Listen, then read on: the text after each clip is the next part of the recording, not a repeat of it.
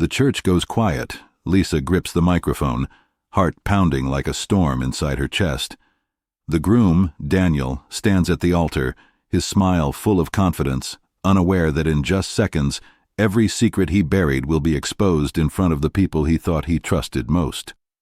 Before we dive deeper, let us know in the comments where you're watching from. We'd love to hear from you. And if you're new here, click on the subscribe button so you never miss any of our upcoming videos.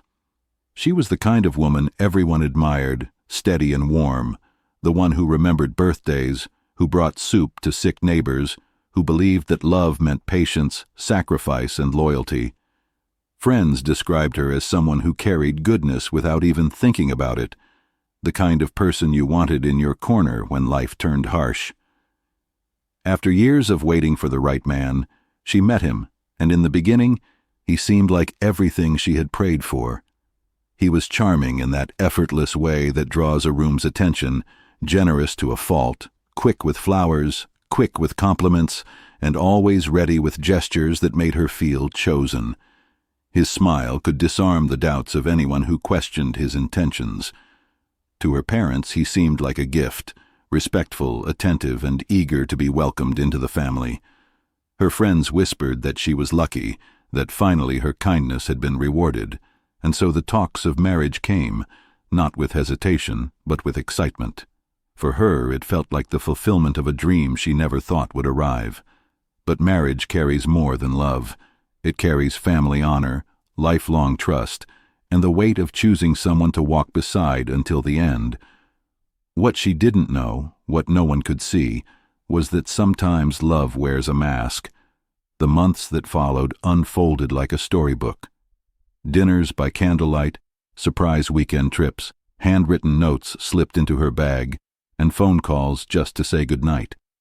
He seemed attentive in ways that women whisper about but rarely experience. He sent flowers to her workplace, bought her gifts she never asked for, and charmed her parents with his eagerness to help around the house. Soon, he was the name on everyone's lips. Friends teasing, siblings celebrating, her parents quietly relieved. Yet, in between the gestures, there were shadows. He never spoke clearly about what he did for work. His answers were vague, stitched together with words like projects and partnerships, but never with details. His phone rang at odd hours, and whenever it did, he would step outside, lowering his voice until it became only a murmur through the door. And then there was the way he seemed to live far above his means. Designer suits, expensive dinners, a car that no one could quite explain. She noticed, but she silenced her questions with the hope that love could be enough. Still, somewhere deep down, a quiet voice lingered. Was this true love, or a carefully built lie? At first, she told herself that every relationship had its mysteries, yet small details began to scratch at her peace of mind. There were nights when he would disappear for hours with no explanation, returning with a smile and a vague excuse that sounded too polished to be real. She noticed how his eyes sometimes shifted when she asked simple questions about his business or the people he spent his time with. Her heart wanted to believe him, but her instincts whispered that something was out of place. One evening, over coffee, her best friend leaned in and asked the question she had been avoiding. "Do you really know what he does, or who he spends his nights with?" The words stung, but they echoed her own secret worries. Still, when she confronted him, he reached for her hand and spoke with that practiced charm that always disarmed her. "Why would I lie to you?" he said softly, pressing a kiss to her forehead. "You're everything I've ever wanted." It was enough to quiet her for a while, enough to make her second-guess her own instincts. But deep down she knew. She ignored the signs. Until one night she couldn't anymore. 2 days before the wedding, she decided to surprise him. She carried a small box in her hands, a gift she had chosen carefully. A pair of engraved cufflinks, something personal, something meant to carry meaning on the day they said their vows. She arrived at the hotel where he had claimed to be staying to finalize details with vendors. The receptionist pointed her to his room, but as she walked down the hallway, she froze. Laughter drifted from behind a door that wasn't his. She recognized his voice, low and familiar, but laced with a tone she had never heard before, relaxed, careless, intimate. And then another voice, richer, older, feminine. She pressed herself closer, her breath shallow as the words slipped through the crack in the door. "She's perfect," the woman said. "So sweet, so blind. No one will suspect a thing." And then his reply, cold and certain, "That's the plan. I marry her, and all the rumors disappear. With her by my side, I look untouchable." The box trembled in her hands as the reality struck her. She wasn't his future. She was his cover. A shield to hide the life he was really living. Her chest tightened, but no tears came. Instead, she stepped back, her face calm, her body steady. The betrayal was sharp, but so was her clarity. And in that moment, she made a choice. Instead of breaking down, she chose something darker: revenge. She walked out of that hotel into the night air, the cufflink box still in her hands, her heart steady, but her mind racing. She didn't scream. She didn't cry. She didn't confront him. Instead, she drove home in silence, her face a mask of calm, while her thoughts sharpened like glass. The next morning, she called her best friend, the only person she could trust with the truth. In a quiet corner of a cafe, she whispered every word she had heard through that hotel door. Her friend stared at her in disbelief, urging her to walk away, to cancel the wedding and save herself from humiliation. But she shook her head slowly. "No, he'll get his wedding. He'll get his moment. But when it comes, I'll take everything from him." Together, they began to plan. The guest list was quietly altered, one name added with deliberate care. The older woman he had been hiding, seated in the front row where no one could miss her. A discreet request to the planner made it official: reserved, special guest. Then came the recording. The night she had stood outside that hotel door, she had pressed record on her phone, capturing his own words as proof. She tucked it away, waiting for the perfect moment. From that day forward, every smile she gave him was a mask, every laugh rehearsed, every glance a performance. He thought he had fooled her, but in reality, she was already building the stage for his ruin. The days ticked down, and to everyone else, the bride appeared radiant with joy. Her family moved through the house in a frenzy of excitement, folding lace, steaming dresses, preparing meals for the endless stream of visitors who came to congratulate them. Relatives from across the country arrived with gifts and blessings, singing her praises for choosing so wisely. To them, it was a fairy tale unfolding, proof that patience had brought her the perfect man. She smiled when she needed to, accepted their hugs, and listened to their advice, but inside her silence was heavy with purpose. She rehearsed her words late at night when no one was watching, standing in front of her mirror, holding her phone like a microphone.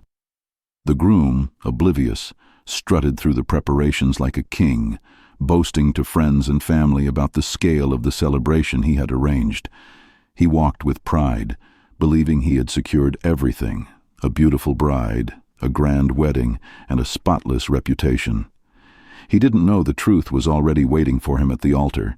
He didn't know that each detail, each moment of his carefully curated illusion, was about to collapse in front of everyone he had tried so hard to impress. The bride's calm demeanor hid the storm building within her, and the closer the day came, the sharper her resolve became. What he didn't know was that his wedding was about to become his downfall. The morning sun broke gently through the curtains, and from the outside it seemed like the perfect day for a wedding. Cars lined the street as relatives and friends arrived, their laughter echoing across the courtyard. Inside the church, the air was heavy with perfume and excitement, the choir rehearsing softly as the organ keys carried hope through the room. Guests took their seats, women adjusting their hats, men straightening ties, everyone whispering about how beautiful the day was. The groom stood tall at the altar, pride swelling in his chest, as if nothing could touch him.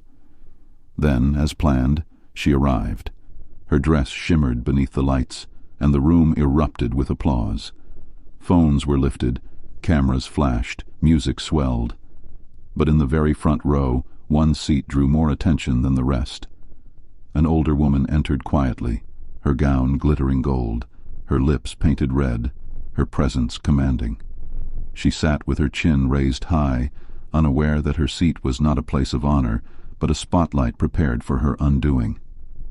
The bride's steps were slow, deliberate, every footfall carrying the weight of her plan. The stage was set, but no one knew the bride wasn't walking toward love. She was walking toward war. The choir fell silent as the pastor began the vows. He spoke solemnly, words of unity filling the church. The groom turned to her with a confident smile, his hand steady as he said the words, "I do." For a moment, the room believed in the fairy tale, but then the bride raised her hand, gently stopping the pastor before her turn could come. The church grew quiet, puzzled. She took the microphone, her face calm, her voice steady.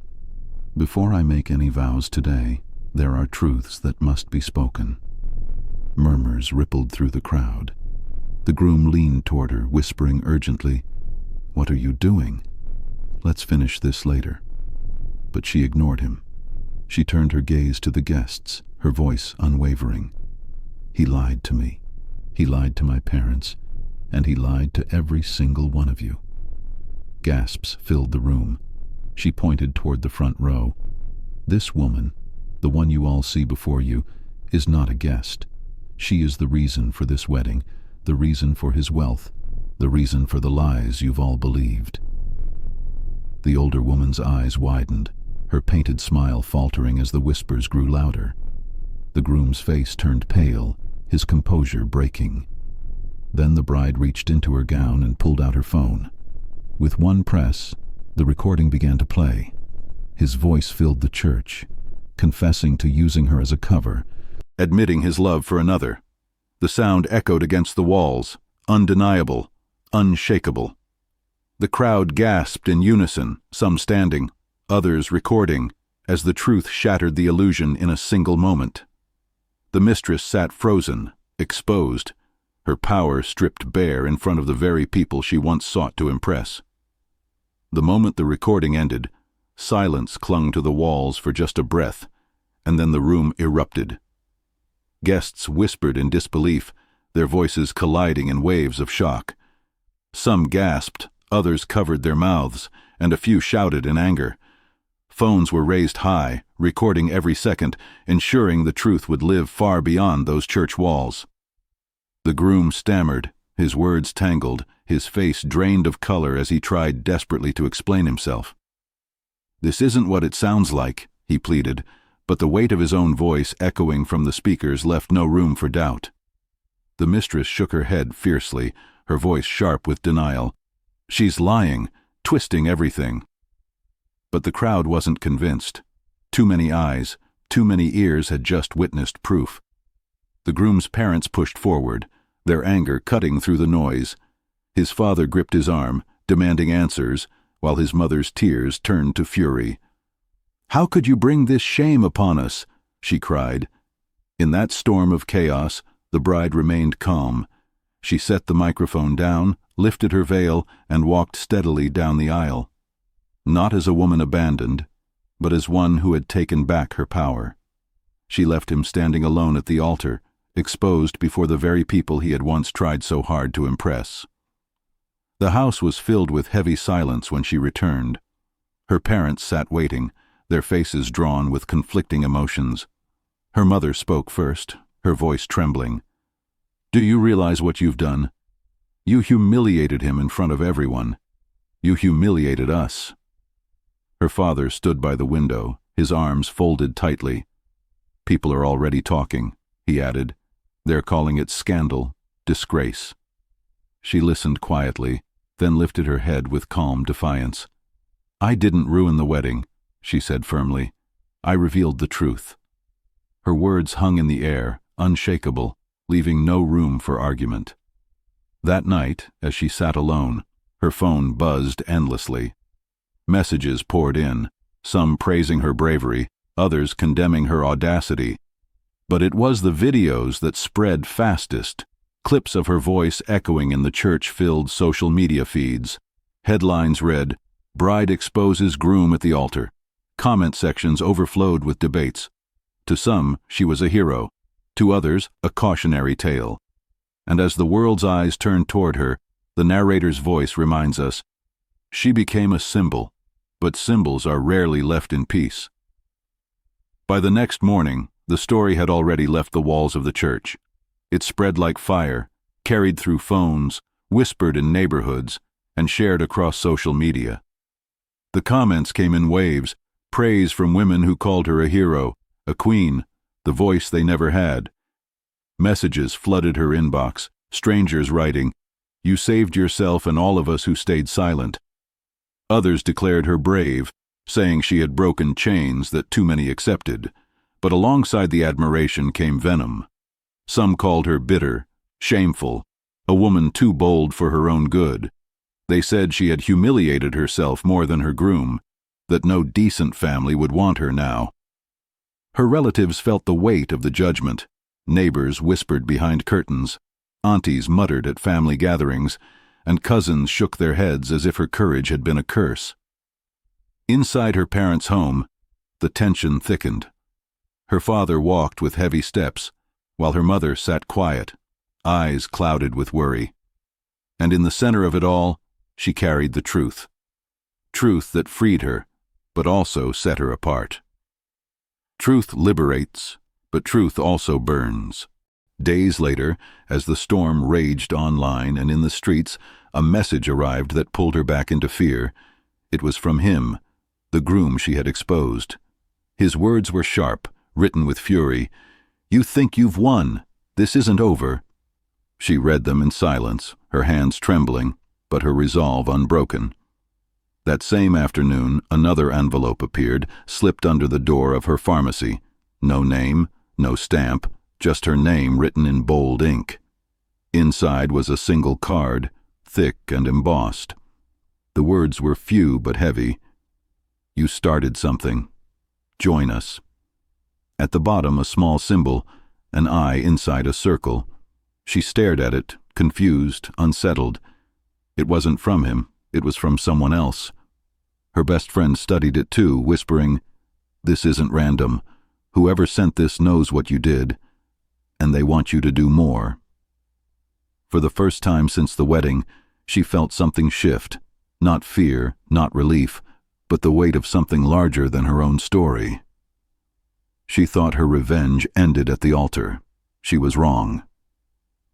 The address on the card led her to an unmarked building on the edge of town. It was plain, almost forgettable, but when she stepped inside, she found herself surrounded by women whose eyes carried the same weight as her own. They welcomed her not with pity, but with recognition. Each of them had lived through betrayal, humiliation, or silence forced upon them. One told of a husband who drained her savings while parading her as the perfect wife. Another revealed how her boss had promised promotions only to demand favors in return. A third spoke of raising children alone after discovering her partner lived a double life across town. The stories poured out like hidden rivers, each one exposing wounds that had been buried too long. As she listened, she realized her pain was not isolated. It was part of a much larger pattern. They called themselves the Second Circle, a quiet alliance formed to fight injustice, not through violence but through truth. For the first time since the wedding, she no longer felt alone. Seeds of something bigger began to grow inside her. This wasn't the end. It was the beginning of a movement. The movement grew faster than anyone could have predicted. Inspired by her courage, more women stepped forward. Some shared their stories in whispers, others in bold declarations online. They spoke of how the same groom had taken money from them in the past, of how he had promised futures he never intended to build. Piece by piece, his carefully crafted image collapsed. The mistress, once admired for her wealth and influence, saw her reputation crumble. Comment sections flooded with accusations, and her name became a shadow of shame. Meanwhile, the bride, no longer simply the bride, created a space of her own. She called it the Wedding March, a platform where women could share their experiences anonymously or openly, a place where truth was not silenced, but amplified. Within weeks, the page grew from hundreds to thousands, from a whisper to a roar. News outlets picked up the story. Interviews were requested. Her name began to appear across the nation, not as a victim, but as a symbol of defiance. Yet, with every headline, with every new follower, a new danger stirred. But the bigger her voice grew, the more powerful her enemies became. The louder her voice became, the more desperate he grew. Messages began arriving late at night, filled with threats instead of apologies. At first they were angry words. "Take it down! Stop this nonsense!" Then they turned darker. "You think the world will protect you? You don't know what I can do." Friends warned her to be careful. Some even urged her to disappear quietly and let the storm pass. Whispers reached her family too. Neighbors saying she was playing with fire, relatives begging her to stop before something terrible happened. Each warning pressed against her like a weight, reminding her that every word she spoke now carried a cost. But she refused to bend. She remembered the women in the second circle, their stories, their scars, and she knew silence would only feed the same cycle. Her resolve hardened. Every choice now was more dangerous than the one before. When the invitation for a live interview came, she hesitated only briefly. The stage was larger now, the risk greater, but so was the chance to ensure the truth could never be buried again. Sitting before cameras, she told the full story, how she had trusted, how she had been deceived, and how she had chosen to expose the lies rather than live beneath them. Viewers across the country leaned in, some in tears, others in outrage, as her calm voice laid bare the man's deception. She spoke not only for herself, but for every woman who had been dismissed, silenced, or used.